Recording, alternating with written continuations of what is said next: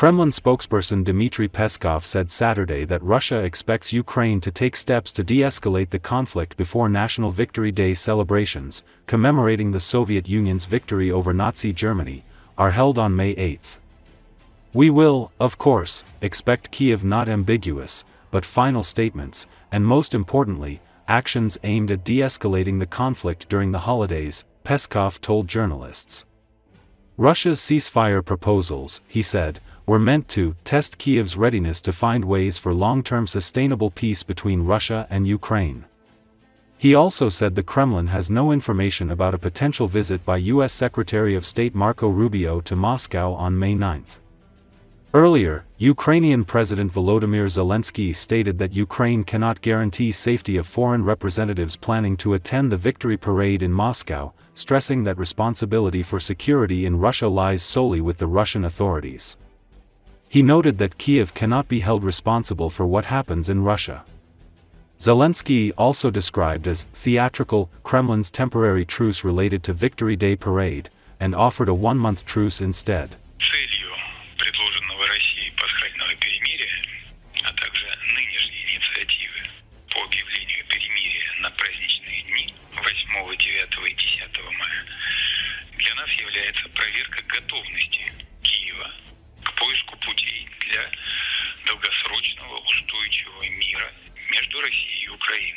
Реакция властей Украины на инициативу России ввести перемирие – это тест на готовность Украины к миру. И мы, разумеется, будем ждать не двусмысленных, а окончательных заявлений, а главное действий, направленных на де-эскалацию конфликта в праздничные дни. Russian dictator Vladimir Putin may have shifted the focus of his war against Ukraine to more immediate goals.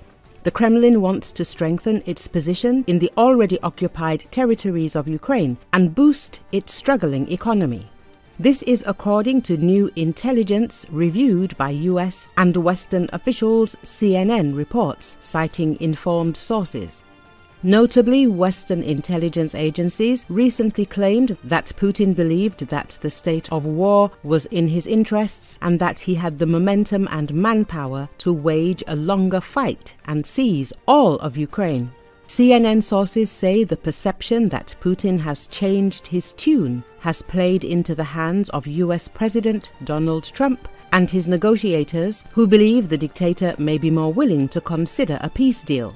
But some senior US officials remain skeptical of Putin and his claims of a desire for peace.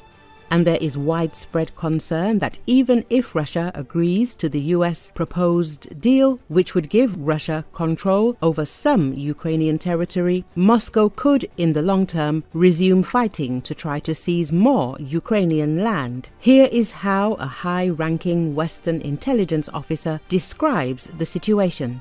I think that Putin is perhaps thinking, I don't want to say that he is thinking about less, but he is thinking about what a reasonable goal is for the near future.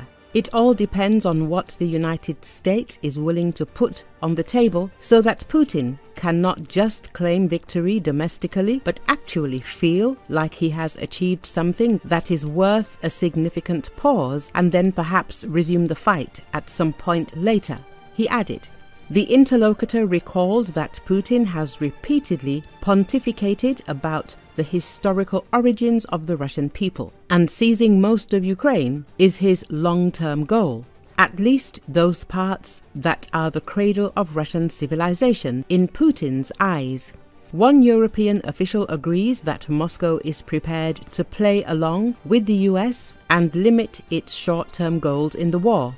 In this way, the Kremlin may try to improve relations with Washington. However, Russia has clearly not abandoned its maximalist goals in the war. According to the official, Moscow believes that improving relations with the United States will distract attention after a tactical pause, and then they will be able to use a combination of military, economic, informational, and political tools to achieve all of Putin's goals in Ukraine and beyond.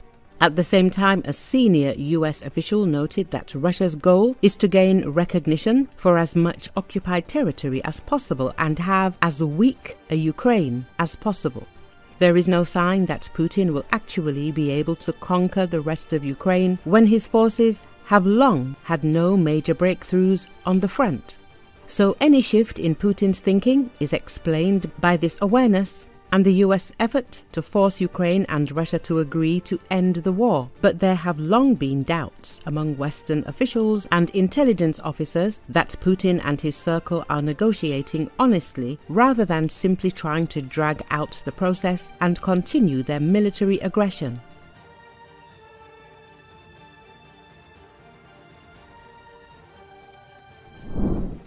The United States of America sent decommissioned F-16 fighters to Ukraine. The planes can only be used as donors of spare parts. This was reported by the War Zone, citing footage of partially disassembled aircraft being loaded onto a Ukrainian AN-124 transport plane in Arizona. According to onboard trackers, it was heading to Poland.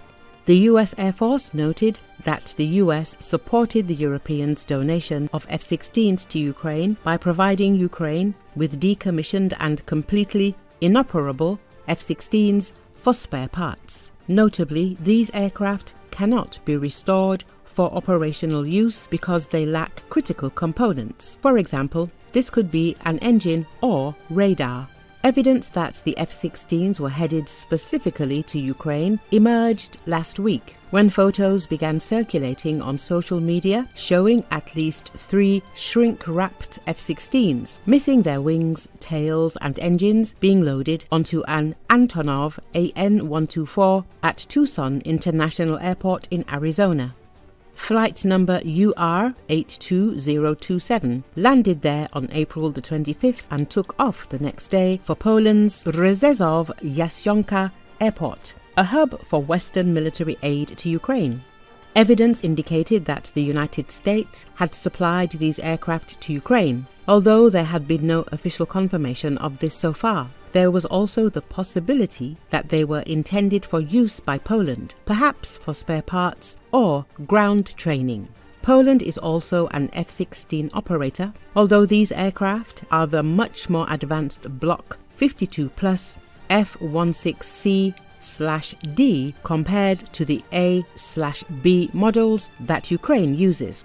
TWZ adds, international partners have transferred several batches of F-16 fighters to Ukraine to counter Russian aggression. The exact number of aircraft transferred is not disclosed. Recently, US European Command General Christopher Cavoli said that Air Force of the Armed Forces of Ukraine should receive additional American F-16 fighters from partners. The general recalled that the Ukrainian Air Force already has F-16s and pilots who know how to operate them.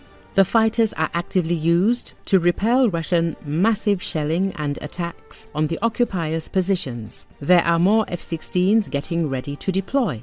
There are more pilots getting trained. Cavoli stressed that most of the fighters came from northern European countries and the United States did not transfer a single one. In addition, the Ukrainian Air Force received the first French Mirage 2000 fighters in February 2025, as reported by French Defense Minister Sébastien Lecornu. He did not name the number of aircraft delivered.